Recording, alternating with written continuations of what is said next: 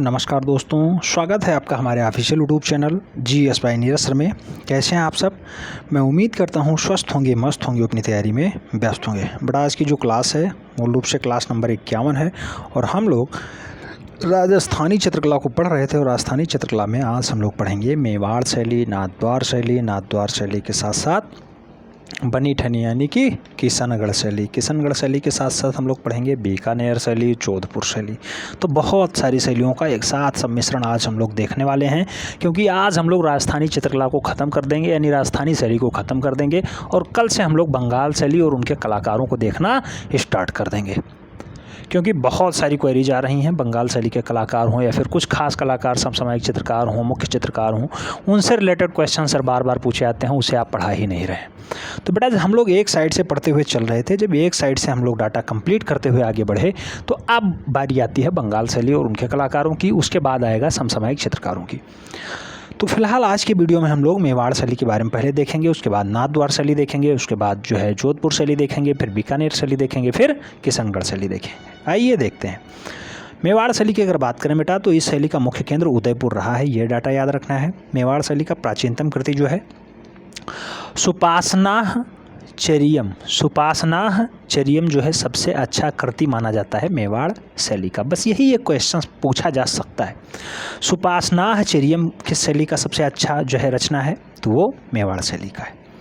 इसके अतिरिक्त भागवत पुराण, रामायण, गीत गोविंद, रसिक प्रिया, सूरसागर, भ्रमित गीत आदि ग्रंथों पर अनेक चित्रों की रचनाएं मेवाड़ शैली में हुई हैं। रागमाला, चित्रावली और चित्तौड़ के साथ साथ चांडव, चित्तौड़ और चांडव के चित्र अपना विशेष स्थान मूल रूप से मेवाड़ शैली में रखते हैं, ये याद रखना है आपको।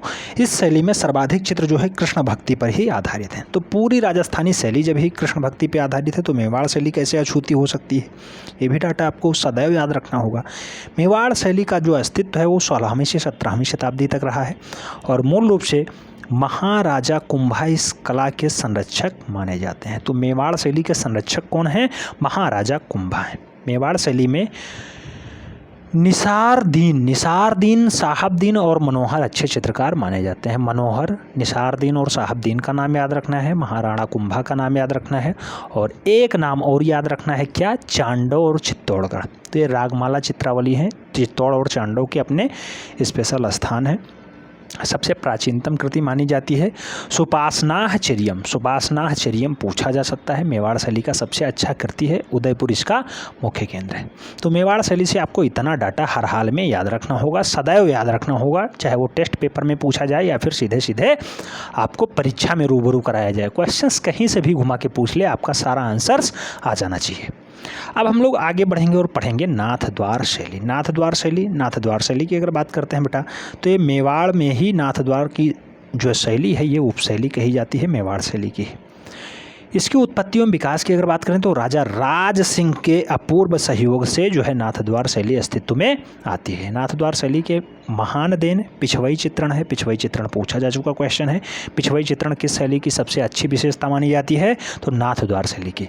सुपासना चरियम सबसे अच्छी कृति मानी जाती है मेवाड़ शैली की, ठीक है। और मूल रूप से अगर बात करें पिछवई चित्रण की तो जिन्होंने चित्रकार विशाल पट्टों पर बनाकर सज्जा स्वरूप श्रीनाथ जी की प्रतिमा के पृष्ठ भाग पर लगाते थे, वही होता है पिछवई चित्रण। इस कृष्ण भक्तिपूर्ण चित्र शैली में श्री कृष्ण बाल स्वरूप और गोवर्धन पर्वत धारण किए, ये दोनों दर्शाए गए हैं, ये भी याद रखना है। श्री कृष्ण का बाल स्वरूप कहाँ चित्रण है? नाथद्वार शैली में है। कहाँ पे भगवान जो है गोवर्धन पर्वत को उठाए हुए दर्शाए गए हैं, तो वो भी नाथद्वार शैली में दर्शाए गए हैं। नाथद्वार शैली किसकी उपशैली मानी जाती है? मेवाड़ शैली की उपशैली मानी जाती है। पिछवई चित्रण किसका महान जो है या सबसे अच्छा जो है पद्धति मानी जाती है, तो नाथद्वार शैली की मानी जाती है। तो बाल स्वरूप भगवान श्री कृष्ण को दर्शाया गया है, गोवर्धन पर्वत धारण किए हुए दर्शाया गया है। साथ ही साथ चित्रों में जो है श्री कृष्ण के साथ साथ राधा, यशोदा नंदन, ग्वाले, गोपियाँ, गायें, प्रकृति का अंकन विषयानुसार हुआ है। यानी भगवान श्री कृष्ण दर्शाए गए, उसके साथ यशोदा, नंद, ग्वाल, गोपियाँ, गायें, उनकी प्रकृति का अंकन, सबसे अच्छे वृक्ष, पुष्प, ये सब दर्शाया गया है। तो ऐसा दृश्य कहाँ देखने को मिलता है? नाथद्वार शैली में देखने को मिलता है। रासलीला यहाँ के चित्रकारों का प्रिय विषय रहा है। तो रासलीला कहाँ का सबसे प्रिय विषय रहा है बेटा? नाथद्वार शैली का रहा है, याद रखना है। प्राकृतिक दृश्य का मनोहारी अंकन नाथद्वार शैली का निजी विशेषता है, तो प्रकृति चित्रण में सबसे अच्छा जो है नाथद्वार शैली ही आगे आती है। और नाथद्वार शैली से क्या क्वेश्चंस बन सकता है, तो कहा जाता है कि इस शैली को मुख्य पहचान यहाँ के चित्रों की अधिकतम श्रीनाथ जी की आकृतियों का कद नाटा और भारी बनाना है, और मूल रूप से यही इसकी पहचान हो जाती है। आकृतियाँ बड़े मुकुट, बांसुरी, लंबा मालाएं और साथ ही साथ नथ लंबा, बड़ा तिलक, मस्तक पर लगाए हुए लोग दर्शाए गए हैं। ये किस शैली की विशेषताएं हैं, तो ये नाथद्वार शैली की विशेषताएं। रंगों में लाल, पीला, गहरा नीला और जो है मूल रूप से स्लेटी, काला और सफ़ेद रंगों का प्रयोग खूब हुआ है। तो कैसा कैसा, स्लेटी, गहरा नीला, सफ़ेद, काला, पीला, लाल, ये सब रंग खूब अच्छे से प्रयोग हुए हैं। कहाँ पे, नाथद्वार शैली में हुए हैं। नाथद्वार शैली से एक क्वेश्चन और पूछा जाता है कि श्रीनाथ जी का विशाल नेत्र प्रखर रंग योजना से यहाँ एक शैली विकसित होती है, जिसे हम लोग लोक शैली जैसे प्रतीत करते हैं। तो लोक शैली किस उपशैली की विशेषताएं हैं, तो नाथद्वार शैली की विशेषता है, याद रखना है। ठीक है, पिछुए चित्रण किसकी विशेषता है, नाथद्वार शैली की विशेषता है। किस शैली ने इसका विकास किया, राज सिंह ने विकास किया। श्री कृष्ण जो है बाल स्वरूप में दर्शाए गए कहाँ, नाथद्वार शैली में। श्री कृष्ण गोवर्धन धारण किए हुए, गोवर्धन पर्वत को उठाए हुए नाथद्वार शैली में दर्शाए गए। गोपियों के साथ, ग्वालों के साथ प्रकृति का दर्शन कहाँ किया गया है, नाथद्वार शैली में किया गया है। ये सारे डाटाज आपको याद रखने हैं। अब नाथद्वार शैली हम लोग पढ़ चुके, तो उसके आगे आता है जोधपुर शैली। एक साथ हम लोग देखने का प्रयास करते हैं बेटा, बहुत जल्द हमें अब सिलेबस कंप्लीट भी करना है, क्योंकि बहुत सारे लोग बोर हो चुके हैं, कह रहे हैं अब समझ में नहीं आ रहा है क्या करें। कुछ लोगों को तो लग रहा है वैकेंसी आ गई है। आज तो हमारे पास लगभग 20 फ़ोन्स ऐसे आए, सर नोटिफिकेशन तो आ गया। जब मैंने पूछा नोटिफिकेशन कहाँ है, थोड़ा हमें भेज दीजिए, हम भी देख लें, नहीं पता हमें, तब थोड़ा सा लोगों का कॉन्फिडेंस डाउन हुआ है। नहीं पता नहीं कौन कौन से चैनल्स वो लोग देखते रहते हैं और वहाँ पर वो नोटिफिकेशन भी ला रहे हैं। बेटा पहले रिजल्ट आएगा, उसके बाद ही नोटिफिकेशन आएगा। अगर बात करें जोधपुर शैली की, तो जोधपुर शैली हम लोग पढ़ने का प्रयास करेंगे। राजा जसवंत सिंह के समय में कृष्ण से संबंधित रचना हुई है। तदुपरांत अभय सिंह और विजय सिंह दोनों राजाओं के समय में राधा कृष्ण और ढोला मारू विषय क्षेत्र की रचना हुई है। ये दोनों क्वेश्चंस पूछे जा चुके हैं। राधा कृष्ण और ढोला मारू के विषय क्षेत्र किसके समय में बने हैं, तो विजय सिंह या फिर अभय सिंह के। किस शैली के हैं, ये जोधपुर शैली के हैं। ठीक है, तो याद रखना है डाटा। इन दोनों राजाओं के मध्य में राजा बकत सिंह के समय में पासवान, नर्तकी गायक और जो है नर्तकी गायकों के साथ साथ ऐसे चित्रण बनाए गए हैं। तो किसके समय में, बखत सिंह के समय में ऐसे दृश्य देखने को मिलते हैं। राजा मान सिंह के समय में सर्वाधिक चित्रों की रचना हुई है। मूल रूप से अगर बात करें तो जोधपुर शैली में सबसे ज़्यादा चित्रण राजा मान सिंह के समय में हुआ है।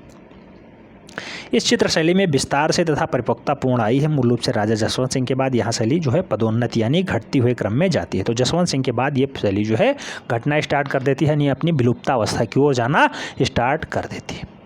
बात करते हैं जोधपुर शैली की। तो जोधपुर शैली के चित्रों का मुख्य पहचान जो है मुखमंडल ही रहा है। सबसे अच्छा मुखमंडल इसी में बना है। नारी आकृतियों का भाल प्रदेश उच्च, खंजना आकृति नेत्र, गालों पर जो है झूलती मोटी लटें, दोहरी चाबुक, विविध प्रकार के आभूषण युक्त एवं पुरुषोचित गुणों से संपन्न स्त्रियां यहाँ पे दर्शाई गई हैं। तो मोटी लटें, दोहरी चाबुक और जो है भाल प्रदेश उच्च यानी वक्षस्थल उच्च होता है, और नेत्र बहुत अच्छे हैं। गालों पर झूलती मोटी लटें यानी बाल लटकते हुए हैं। ऐसा दृश्य कहाँ दर्शाया गया बेटा, तो ये जोधपुर शैली में नारियों के अंकन को ऐसा दर्शाने का प्रयास किया गया है।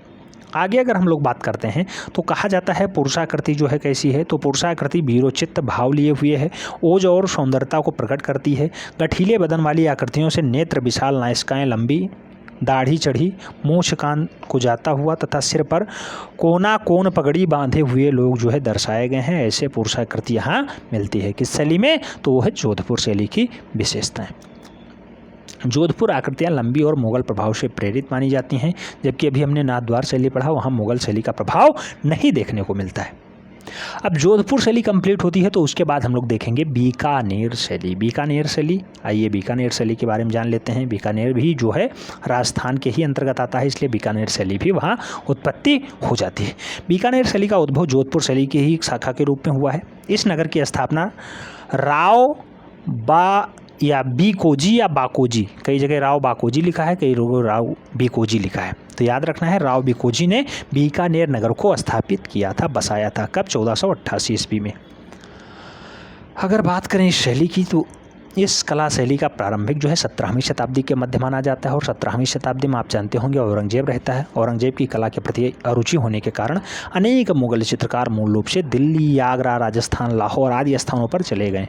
वहीं से आए चित्रकार अली रजा तथा उसके पुत्र ने है जो है मूल रूप से अली रजा कहाँ का पुत्रकार है, तो ये अली रजा भी मुगल शैली का चित्रकार है और उसका पुत्र आता है रुकनुद्दीन। रुकनुद्दीन ने बीकानेर कला को मार्ग प्रशस्त करवाया, यानी अली रजा और रुकनुद्दीन ने मिल करके मूल रूप से बीकानेर शैली को आगे बढ़ाने का काम किया है। बीकानेर कला का मार्ग प्रशस्त किया, अतः मुगल चित्रकारों के कारण यह कला शैली मुगल संस्कृति की छाप दिखलाती दिखाई देती है। चित्रकारों ने राजस्थान की अन्य शैलियों के समान ही एक रसिक प्रिया, रामायण, महाभारत, कृष्ण लीला, श्रृंगारिक वर्णन, व्यक्ति चित्रण, रागमाला को चित्रित करने का विषय मूल रूप से बनाया। तो बीकानेर शैली के दो जो है अच्छे चितेरे माने गए, वही कौन कौन से, तो मूल रूप से अली रजा और रुकनुद्दीन और अली रजा दोनों चित्रकार हैं बीकानेर शैली के। याद रखना है। बीकानेर शैली में और डाटा पूछा जाता है, क्या बन सकता है, तो इस शैली की प्रमुख विशेषताएं ये हैं कि बरसते मेघों के सारस एवं मिथुनों की उड़ती आकृतियों को अंकन किया गया है, यानी प्रदर्शन किया गया है। इसके चित्र अधिकांशतः मुस्लिम चित्रकारों ने हिंदू विषय वस्तुओं पर आधार लगाकर बनाए हैं और कला निपुणता का परिचय देते हुए मूल रूप से इसे सजाने का प्रयास किया है। ठीक है, आगे बताते हैं।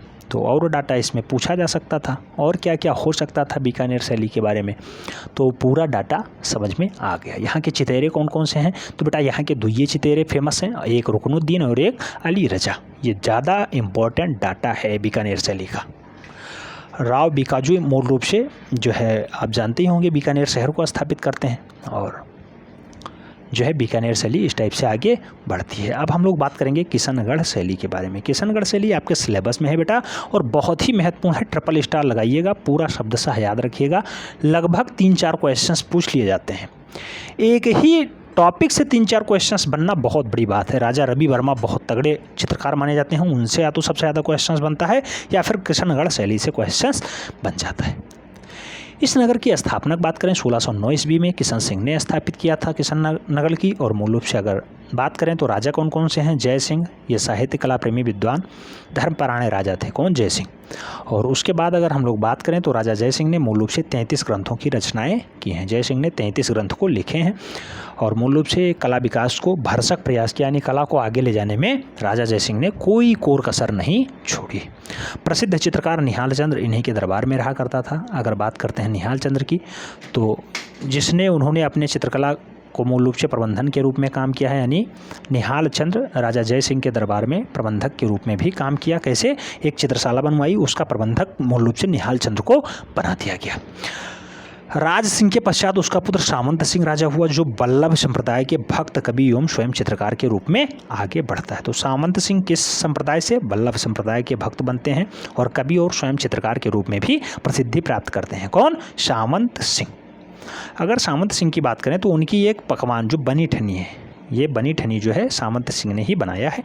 बनी ठनी थी जिससे उन्हें प्रेम हो गया, जो सुंदर एवं नवीन ढंग से वस्त्र पहनती थी, इसलिए उसका नाम बनी ठनी था। बनी ठनी को राजा ने राधा का प्रतिरूप माना है। ये डाटा बहुत बार पूछा गया है। बनी ठनी को किसके प्रतिरूपण के रूप में दर्शाया गया है, तो राधा शब्दशः याद रखना है आपको, राधा के रूप में दर्शाने का प्रयास किया गया है।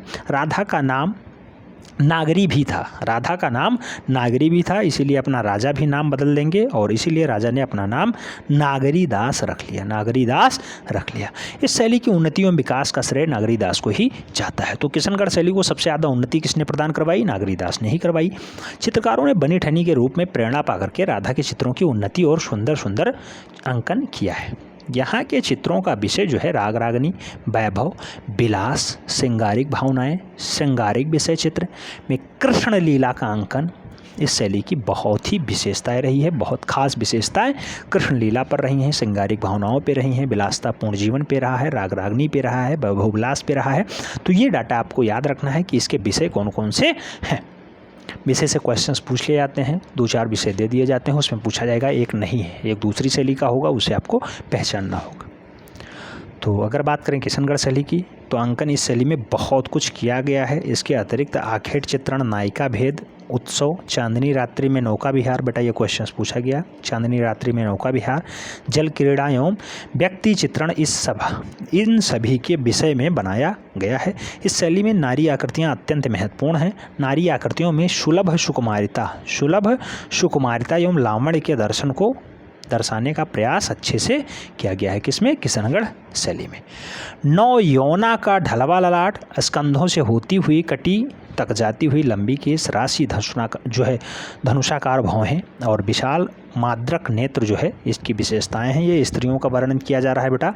और उसके साथ साथ अगर हम लोग बात करें तो पतले अधर, यानी बहुत पतले जो है अधर होते हैं, गड्ढेदार नुकीले चिंबुक होते हैं, पतली लंबी ग्रीवा होती है, उभरा हुआ छस्थल होता है, पतली कटी होती है, पारदर्शी चुनरी होती है, बूंदीदार चुनरी लहंगा, हाथ पाँव में महावर, और राधा के रूप वाली सुंदरी की आकृति अद्वितीय है। आपको हम यह आकृति दिखाने का प्रयास कर रहे हैं, इसका जो है चरित्र चित्रण कर रहे हैं। फिलहाल आकृति आपको हम लोग नेक्स्ट वीडियो में दिखाने का प्रयास करेंगे। आप देखेंगे बहुत ही अच्छी ग्रेवा बनाई गई है, बहुत ही अच्छी बनी ठनी जो है चित्रण शैली को दर्शाने का प्रयास किया गया है निहाल चंद्र के द्वारा, और बहुत अच्छे से दर्शाने का प्रयास किया गया है। जैसा आप यहाँ देख रहे हैं, उभरा वच्छ स्थल, पतली कटी, पारदर्शी चुनरी, बूटीदार चुनरी लहंगा, हाथ में जो है पाँव महावर लिए हुए, राधा के रूप वाली सुंदर आकृति को किसने बनाया? तो निहाल चंद्र ने बनाया है।